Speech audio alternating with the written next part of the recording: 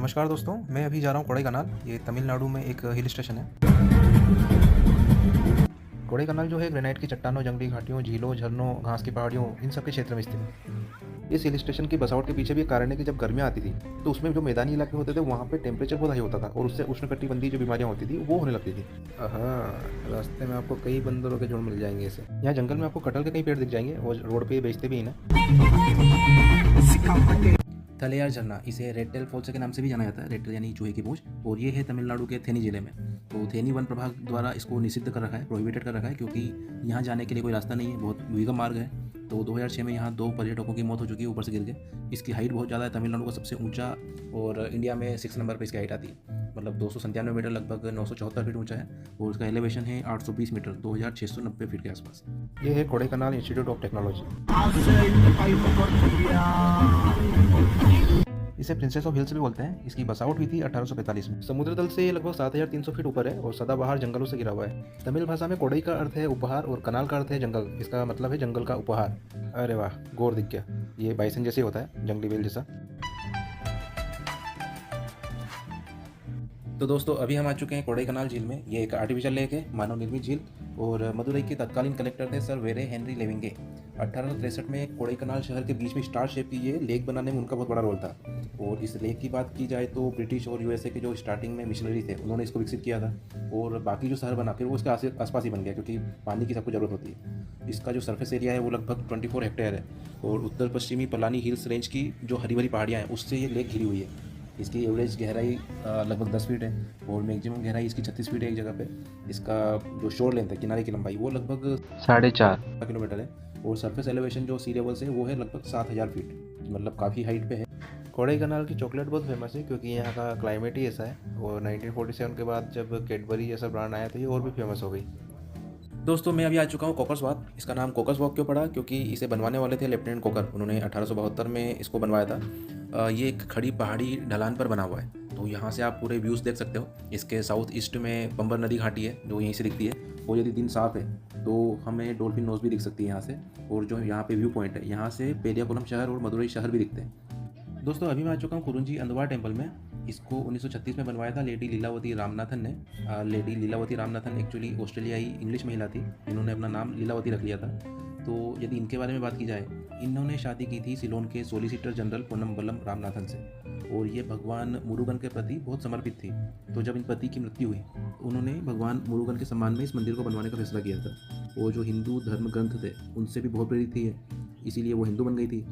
और इस मंदिर के अंदर एक कुरुंजी फ्लावर का पौधा है जो हर 12 साल में एक बार खिलता है। 2018 में खिला था, मुन्नार में मैं गया था वहाँ देखने। हिल स्टेशन पर बिना कैंप फायर के रहने में मज़ा नहीं है। ये पैशन फ्रूट है, इसे अपने यहाँ कृष्णा फल कहते हैं। इसका ओरिजिन बेसिकली है साउथ अमेरिका में। दोस्तों, भटकते भटकते मैं आ चुका हूँ कोडाईकनाल रोज़ गार्डन। ये फूलों का एक बगीचा है और बहुत ही बड़ा है और बहुत सुंदर है। मतलब 12 एकड़ से ज़्यादा जगह में बना है, और फूल इसके अंदर बहुत प्रकार के हैं, लगभग 1600 से ज़्यादा प्रकार के फूल हैं। और इसकी सुंदरता तो मतलब काफ़ी अच्छे सीनरीज हैं इसके अंदर ये। और 2018 में से खोला था तमिलनाडु सरकार ने। इसकी एंट्री फीस भी बहुत कम है, सिर्फ 20 रुपये है, और 9 से 5 का टाइमिंग है इसका खुलने का। यदि यहाँ पे ढंग से घूमना है तो 2 से 3 घंटे का समय निकाल के आइए, क्योंकि वाकई में वर्थ इट है घूमना। इसकी हर जगह देखने लायक है। आराम से आप इसमें अपना समय व्यतीत कर सकते हैं 2 से 3 घंटा।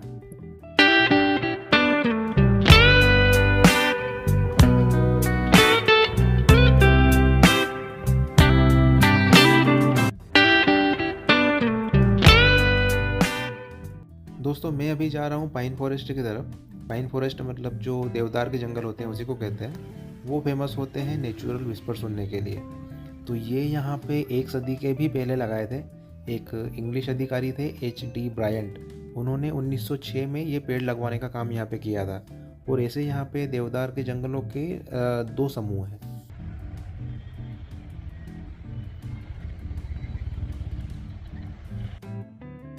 सफ़र में आगे बढ़ते हुए दोस्तों, मैं अभी जा रहा हूँ गुना केव्स कोडाईकनाल। 1991 में एक फिल्म आई थी कमल हसन की गुना, उसके सीन्स यहाँ शूट हुए थे बहुत सारे। उसके बाद ही इन गुफाओं का नाम पड़ा गुना केव्स। मूवी आने के बाद कई सारे लोग यहाँ पे लोकेशन देखने के लिए आने लगे, पर्यटक बढ़ने लगे। यहाँ पे फिर और भी मूवीज़ की शूटिंग हुई, जैसे एक मलयालम फिल्म थी शिखर, 2010 में आई थी वो। इसका इतिहास बड़ा खतरनाक है। कई सारे लोग बिना किसी सुराग के यहाँ गायब हो चुके हैं। 2016 तक की जो पुलिस की रिपोर्ट है उसके हिसाब से यहाँ पे 16 लोग ऐसे गायब हुए हैं जिनकी बॉडी भी नहीं मिली है। 1996 में एक केंद्रीय मंत्री थे, उनके भतीजे भी यहाँ पे से गायब हो गए थे। एक यहाँ फिल्म आई थी 2024 में, मंजूमल बॉयज़। मैंने फिल्म देखी, काफ़ी अच्छी है और एक रियल स्टोरी पे बनी है। उसमें क्या होता है कि 2006 में मंजूमल नाम से एक ग्रुप होता है, कोच्चि के दोस्त होते हैं केरल के, वो गुफा का पता लगाने के लिए जाते हैं। उसमें से एक बंदा होता है सुभाष, वो गिर जाता है गुफा में। बाद में उसका एक दोस्त होता है सीजू डेविड उर्फ कुट्टन, वो पुलिस और जो स्थानीय लोग होते हैं उनकी मदद से उसको निकाल पाता है। तो एकमात्र वो इंसान था जो गुफा की गहराइयों से निकल के जिंदा आज तक आया है। तो इसको अच्छे से दिखाया है फिल्म में। इसको इतिहास की बात की जाए तो 1821 में एक ब्रिटिश अधिकारी थे BS वार्ड, उन्होंने पहली बार रिकॉर्ड किया था। उन्होंने इसका नाम दिया था डेविल्स किचन। तो कुछ सोच के दिया होगा, मतलब इतनी डेंजरस थी उस टाइम पे भी। तो 1980 तक लेकिन ये थोड़ी अज्ञात रही लोगों से। उसके बाद जब 2016 तक इसमें इतने लोग गायब हुए तो इसको फिर बंद कर दिया गया। 2024 में इसको वापस खोला है जनता के लिए, लेकिन जो इसके प्रवेश द्वार हैं गुफा के वो बंद हैं। कोडाईकनाल में एक चट्टानों का प्राकृतिक आकर्षण भी है, व्हीलर्स रॉक। मैं भी वहीं जा रहा हूँ। इसमें 3 बड़े बड़े ग्रेनाइट के पत्थर हैं जो लगभग 400 फीट ऊंचे हैं और आसपास वर्षावनों से घिरे हुए हैं। यहाँ की एक कहानी भी है। एक इंग्लिश कपल हुआ करता था, इरिन गेली और डेविड गेली। तो जब उनकी शादी हुई तो वो हनीमून के लिए कोडाईकनाल आए। ये 19वीं सेंचुरी के भी पहले की बात है। तो यहाँ पे क्या हुआ कि इरिन गेली का पैर फिसल गया चट्टान से और वो नीचे गिर गई और उनकी मौत हो गई। डेविड ने उसके बाद चट्टान के ऊपर जाके कुछ दिनों के बाद एक बड़ा सा व्हाइट क्रॉस रख दिया और उसके बाद कहा जाता है कि उन्होंने खुद ने सुसाइड कर लिया।